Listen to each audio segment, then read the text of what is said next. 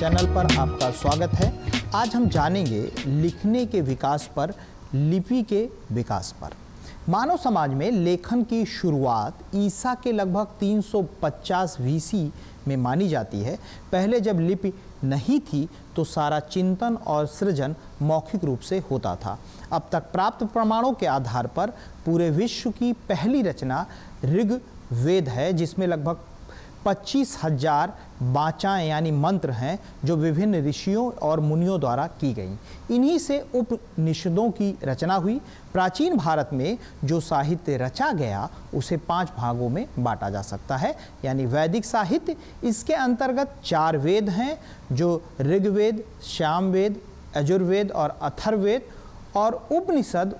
इन्हीं से 9 उपनिषदों की रचना हुई, जिसे संहिता या साहित्य कहते हैं। वैदिक साहित्य के सहारे कालांतर में 2 प्रकार के ग्रंथों की रचना हुई, ब्राह्मण ग्रंथ और आरण्यक ग्रंथ। चौथी प्रकार की रचना स्मृति ग्रंथ है, जिसमें लगभग 1 दर्जन जन स्मृतियाँ यानी मनुस्मृति आदि हैं। 5वां प्रकार अगर हम देखें तो पुराण ग्रंथ हैं। इसके अंतर्गत 18 पुराण और लगभग इतने ही उप पुराण रचे गए हैं। उनकी रचना 16वीं शताब्दी तक होती रही। इसी अवधि में रामायण और महाभारत जैसे महाकाव्यों की रचना हुई। रामायण को भारतीय साहित्य का आदि काव्य और इसके रचयिता वाल्मीकि को आदि कवि माना जाता है। महाभारत संसार का विशालतम ग्रंथ है। इसमें 80,000 से अधिक छंद हैं।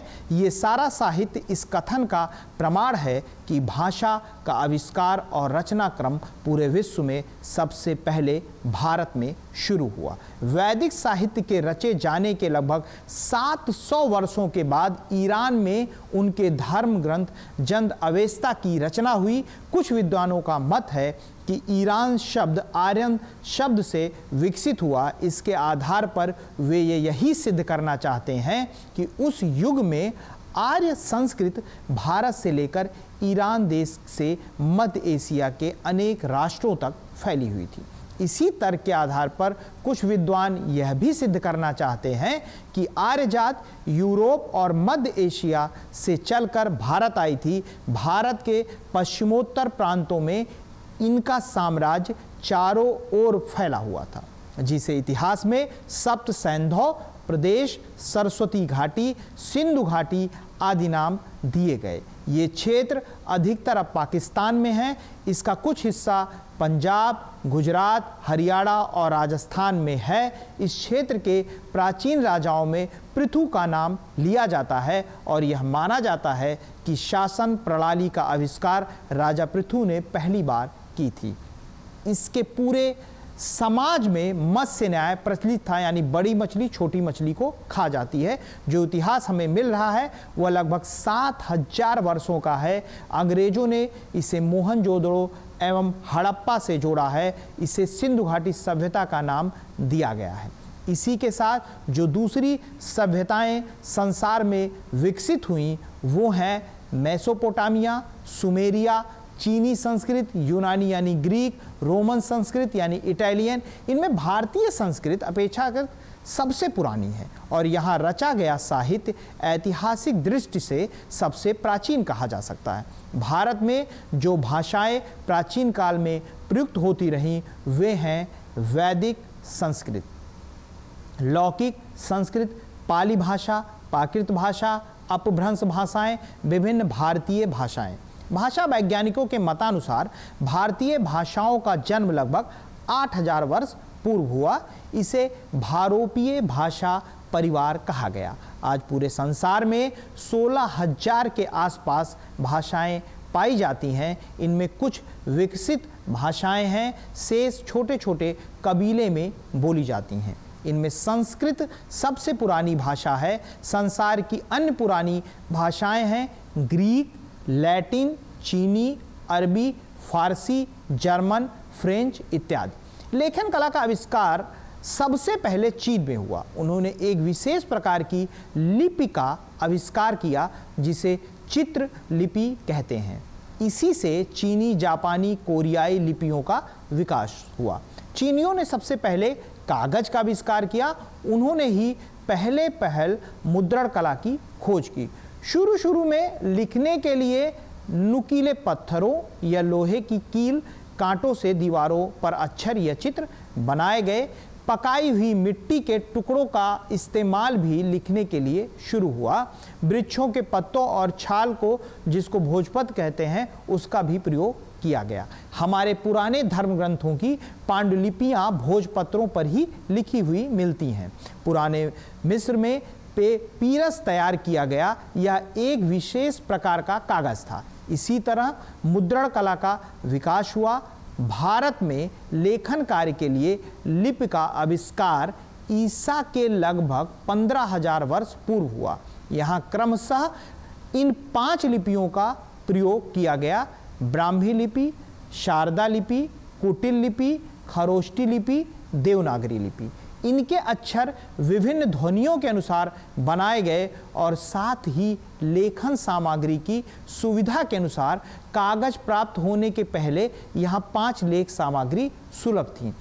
धातु से निर्मित धरातल वेश जैसे स्वर्णपत्र, रजतपत्र, ताम्रपत्र, ताड़पत्र, ताड़ का पेड़, पांडुलिपि जो कागज रखे रखे पीले हो जाते थे उनको पांडुलिपि कहते थे, भूज्रपत्र यानी भोजपत्र। इसके अलावा पशुओं का चमड़ा, पशु के चमड़े से पुस्तक शब्द का आविष्कार दिखाई देता है। बाइंडिंग को पुस्त कहते हैं और इसी से पुस्तक शब्द निकला। पत्तों को छेद करके ग्रंथ यानी एक दूसरे को जोड़ा जाता था और इसमें ग्रंथ डाली जाती थी, इसलिए रचना का नाम ग्रंथ पड़ गया। ग्रंथ मतलब वो रचना जिसको छेद करके जोड़ा जाता था। हमारे यहाँ कुछ ऐसे प्रमाण प्राप्त हुए हैं जिसमें स्याही बनाने की प्रक्रिया का संकेत मिलता है। स्याही का मतलब है काला, इसे फारसी में रोशनाई कहते हैं। स्याही मतलब काला रंग, इसका निर्माण धुआं और काजल से किया जाता था। दूसरे, यह प्राकृतिक पदार्थों से इकट्ठा की जाती थी। अजंता की गुफाओं में जो भित्ति चित्र मिलते हैं यानी वॉल पेंटिंग जो निर्मित किए गए हैं वो सब इन प्राकृतिक रंगों से बने हैं और निरंतर 3000 वर्षों से चमक रहे हैं। अभी तक वैज्ञानिक इसका फार्मूला नहीं निकाल पाए, लेकिन गुफाओं के पास जिन गड्ढों में रंग बनाए जाते थे वे मिल गए हैं और उन्हें जिस तरह पकाया जाता था वो चिन्ह भी मिल गए हैं। इस स्याही में गोंद का प्रयोग मुख्य रूप से किया जाता था, इससे अक्षरों में चमक आ जाती थी। देवनागरी लिपि का आविष्कार गुजरात के नागर नामक स्थान के निवासी नागर ब्राह्मणों ने किया था। आरंभ में इस लिपि में देवलीलाएं ज़्यादा लिखी गईं, इसका नाम देवनागरी पड़ गया। यह लिपि संसार की सबसे वैज्ञानिक लिपि मानी जाती है। इसमें 13 स्वर और 42 व्यंजन हैं। इसके अतिरिक्त इसने फारसी, रोमन और वैदिक लिपियों के कुछ चिन्ह ग्रहण कर लिए हैं। इसका दावा है कि मनुष्य के मुंह से निकली हुई हर तरह की ध्वनियों को लिख लेने के वर्णाक्षर और गुण उसके पास हैं। दूसरे, उसका दावा है इस लिपि में जैसा लिखा जाता है हूबहू वैसा ही पढ़ा भी जाता है। हमारा प्राचीन साहित्य ब्राह्मी लिपि में प्राप्त होता है। इसका प्रचलन भारत में 2री सदी तक होता रहा है। अशोक के शिलालेख और कालिंग सम्राट के अनेक शिलालेख इसी लिपि में लिखे गए। इसके कई नमूने अशोक स्तंभ में देखे जा सकते हैं। इसके अतिरिक्त खरोष्टी लिपि, जिसको गदहा के ओठ जैसे जो लिखा जाता था, अर्धवक्राकार लिपि थी जो बहुत दिनों तक नहीं चली, लेकिन इसमें ब्राह्मी और देवनागरी के बीच समन्वय करने की कोशिश की। इस समय देवनागरी भारत की राष्ट्रीय लिपि है। इसमें संस्कृत, हिंदी, मराठी, नेपाली और कोंकणी भाषाएं लिखी जाती हैं। भारत में लगभग 20 लिपियां आज भी प्रचलित हैं, जैसे तमिल, तेलुगु, मलयालम, कन्नड़, पंजाबी यानी गुरुमुखी, गुजराती, उड़िया, बंगला, असमिया, डोंगरी, उर्दू कोई लिपि नहीं है, फारसी लिपि है इत्यादि। अब इन सभी भाषाओं और लिपियों को इंटरनेट में डालने और उनका एक मिला जुला रूप बनाने का प्रयास किया गया है, जो कंप्यूटर लैंग्विस्टिक का एक महत्वपूर्ण अंग है। कंप्यूटर लिपि में ये लिपियां रोमी लिपि के आधार पर निर्मित की जाती हैं। लगभग 80 वर्षों से यह प्रयास किया जा रहा है कि राष्ट्रीय स्तर पर भारत में एक लिपि का विस्तार हो। देवनागरी लिपि में नए संशोधन भी लगवाए जा रहे हैं और अक्षर कम किए जा रहे हैं। अब इयां की जगह बिंदी से काम लिया जा रहा है। छात्र ज्ञा का लोप होने वाला है और अब ऋषि का री भी गायब होने वाला है। लिपि का इसी तरह मानकीकरण किया जा रहा है और इस तरह लेखन कला को निरंतर विकसित करने का अभियान चलाया जा रहा है।